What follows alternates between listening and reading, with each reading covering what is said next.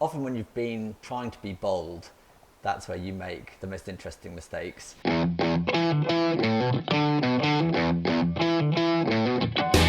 Ben, thank you so much for coming on the show. No worries. We were introduced to you by Rob from 111, and you wanted to come on the show because you wanted to talk about mistakes, which got us intrigued, right? So, what are you talking about when you mean mistakes? I think it's obviously business mistakes, but you've obviously gone through a few, otherwise you wouldn't have brought it up. So, tell us what your mistakes were and what you learned from them. Yeah, I think there's some big mistakes and there's small mistakes. I'm definitely not talking about the small mistakes where you put out a bit of copy and you made a spelling mistake. Okay. I think it's the often when you've been trying to be bold, that's where you make the most interesting mistakes. It'd be lovely to say, oh, you always learn something good from it. Sometimes you just realise that you were overconfident, or you pushed tried something that you just weren't able to do.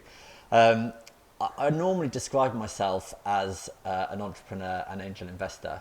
I think probably a more realistic way of saying it would be failed entrepreneur. Okay. And not very successful angel investor. And I think people often, one of the reasons I'm keen to talk about mistakes is I think people don't talk about mistakes very often, and they try and gloss over things that have gone wrong in the past. And I think it's good for everyone if they're a bit more open about it. So I want to try and be very honest. If you think I'm not being open about anything, I'm happy to go into more detail. I just want to be really and hopefully it'll be a cathartic experience for me to share some of these mistakes that I've made, of which there are many. Okay, because you're right, people don't like talking about their mistakes, and it's probably something that's been bred into people since school, because you're always told like mistakes were wrong, which they're not. The only way you learn is by actually making mistakes, right? So you said there's a couple of mistakes you made, obviously, as an entrepreneur, and there's some mistakes you made as an angel investor, right? So tell me about what you mean with some of the mistakes from entrepreneurship.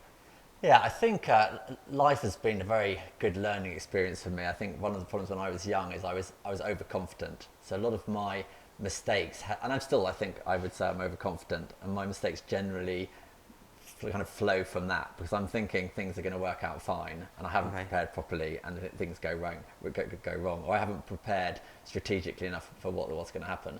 I think probably to talk about the first set of mistakes, I probably need to start talking about something that went well first.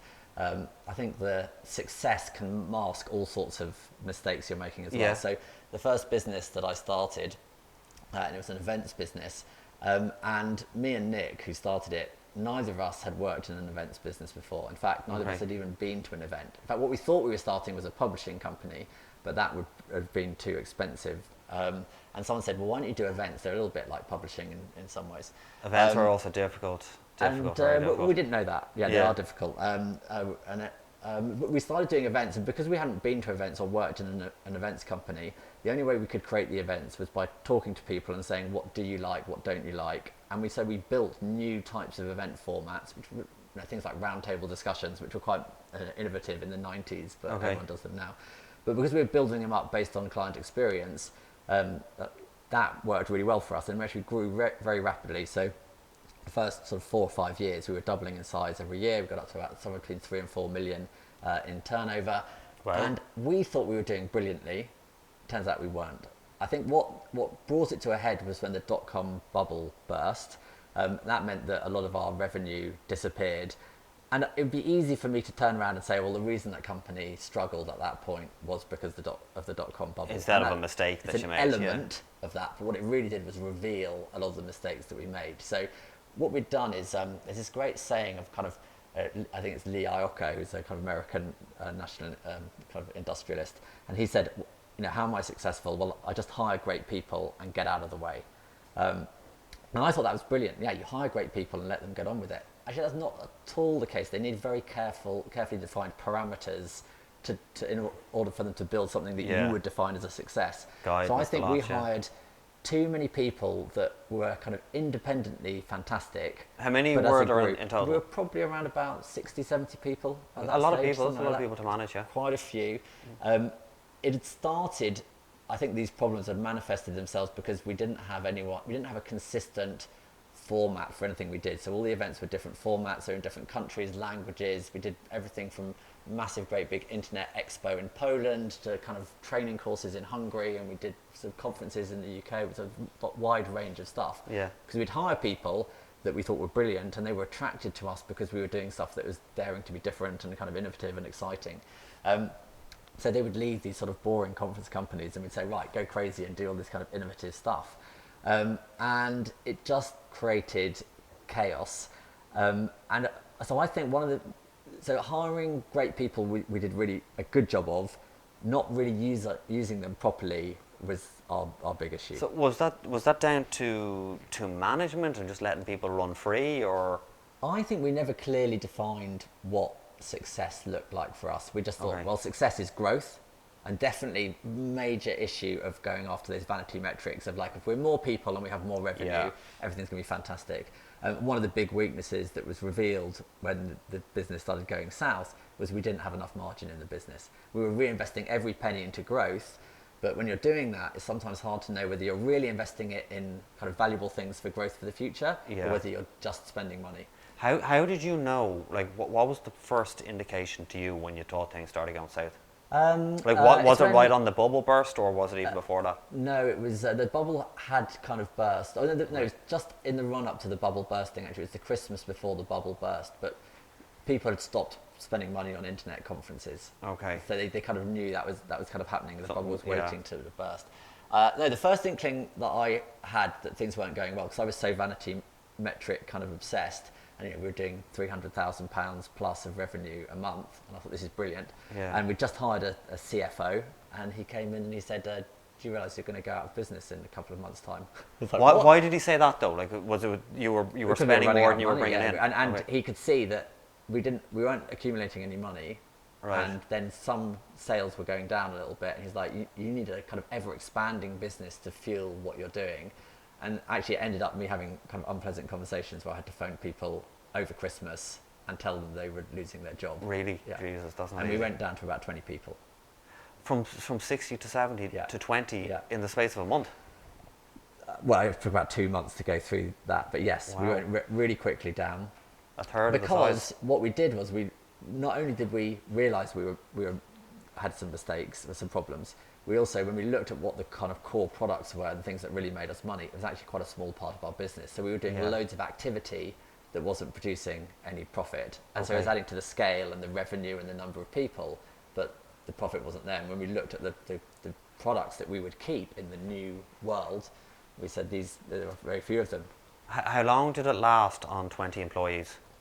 Well, it took off again quite quickly. What happened after the internet bubble had kind of worked its way out? First of all, we started making money Yeah. because we'd cut back to the Less profitable staff, the lot, business. yeah. And a lot of competitors had gone out of business as Okay. well. And then the economy really picked up in the early 2000s. So we then saw another period of really rapid growth. It didn't last too long, that crash as such. Yeah, it was Yeah. a minor crash. And we were conference companies are very dependent on the economy, Yeah. so we were kind of like the canaries in the coal mine. So we went down harder and faster than other people. Okay. But the pickup was good, and lots of conference companies had reduced numbers and weren't hiring. And as things started expanding, we really benefited from that, which caused its own problems. There's your lessons that you learned from your entrepreneurship end of things, right? Yeah. When you came to investing, because you said you were an angel investor, like where were you making your mistakes there? Wrong priorities again. I mean, it wasn't exactly Okay. vanity metrics, but I thought, well, I've done this very boring kind of traditional privately owned business with events, and I want to get into technology. We'd always done Okay. technology events. I was always been interested in technology, and so my idea was I would find the kind of next really exciting, cool technology, and I would invest in that at the pre-revenue stage, and then those Okay. companies would grow like crazy, and I would then help them avoid some of the mistakes that I made. Okay, makes sense when you think of it that way. Sounds fine. Yeah. Actually, I think the issue is it's never about the idea of the company that makes it successful. It's about the people doing it. I mean, there Okay. are some things. If someone's coming up with a new type of typewriter, that's probably never going to be a massive opportunity. Yeah. But if there's lots of markets that are big enough to support big companies, maybe not Okay. VC scale companies, but that's Yeah, not really what you're concerned about as an angel investor. So how many companies had you invested in? Was it well, obviously at the By beginning the time I one. realised, no, I didn't. I wasn't a hugely prolific angel investor. Yeah. But I invested in a few, and probably about 10 companies in the first batch of angel investing. And Was this money you made from the from the So I was events company? Because I was investing out of income primarily. Okay. So Okay. because the events company, when that was kind of going when I left it, so we kind of grew rapidly again. Then 2008 happened, Yeah. and it revealed a whole lot of other problems which if we had more time, I'd go into. But I then decided I had to get out. I'd been doing Okay. it for 15 years or something by then. So it's 2007, 11 or 12 years. Yeah. I thought I want to get out. I want to do something else. The company was making profit and it was paying me some money. So I thought I'd do a bit of angel investing, and that would keep me busy and interested. Are any of those companies still around today that you invested in? Yeah, some of them are going. Right. I made one successful one, which I think is kind of the numbers you'd expect if you have between 1 and 10, 10 investments. Okay. One should be kind of successful. Be.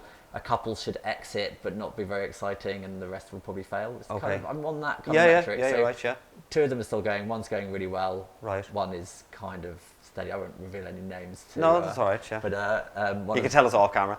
I think I think the mistake I made was assuming I was going to be brilliant at something that I knew nothing about. Common mistake. Just because you're coming along with experience. I thought I've no business and I've no technology, and surely I'll be brilliant at spotting these ideas. Okay.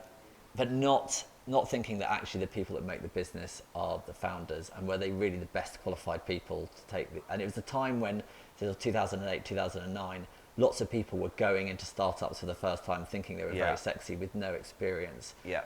So there's a lot of that. Yeah. And then, even the ones that I was involved, all the reasons why they failed are kind of interesting. I think, although probably the biggest failure that I think was, there's a company we invested in, and they nearly said who it was then, but anyway, we invested in this company, and they had obviously a kind of financial plan, and they went off and they delivered for 6 months, and then they came back and they said, we haven't hit any of our numbers, but we need some more money, and we're going to do something differently, and we gave them more money. And I think we should have said... Roughly what type of amount would you have given them? Like, in the sort of low tens of thousands. Okay, That's the sort of investment amount. But so it was really this guy to hire a person to work with him and do a sort of proof of concept. Right, okay. But they didn't prove the concept, and then they just asked for more money. And at that point, you should really walk away. I know companies do pivot and they make a success, but... Sometimes you need to be able to tell. We were sort of chasing the bad money with good money. So they're your mistakes. Yeah. Well, look, thank you for coming on, right? Because as you said, not everyone will willingly tell everyone what their mistakes have been. It wasn't easy for you, obviously having to pick up the phone, or especially around Christmas time, to let the bones of 40 to 50 people go. That must have been very tough. And obviously then, we invest in companies, and of course they're going to need more money, whether they're pivoting, or even if they're going in the right direction. Sometimes they even need more money. It's difficult to decide, do I pull the plug, or do I invest more money? You obviously invest in more money. So what would you do differently? I know we're going to run out of time, right?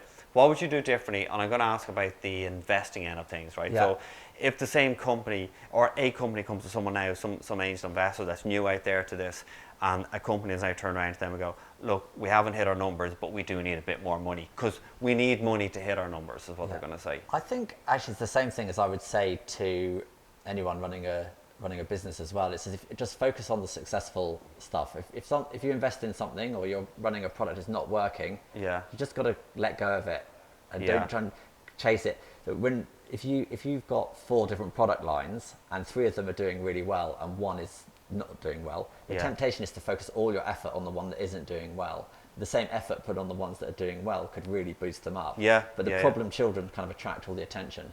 I think that's a major mistake that I've made. So I would have said, look, they had their chance, they got their money, they didn't manage to do it. There are lots of ideas out there. Go and find something that is working. I would probably... Are you still investing?